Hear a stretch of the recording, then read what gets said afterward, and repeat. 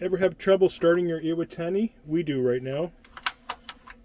It doesn't start. 2 clicks, 3 clicks, doesn't work. What you do, we found a solution for you.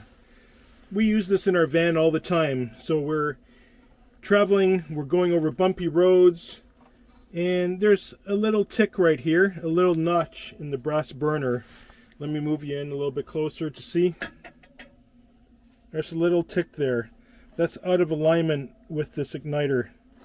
What you do, I've got some gloves on because in case it's hot, you move that little notch over to exactly where the pin for the igniter is. Now let's try it one more time again. It starts. Magic.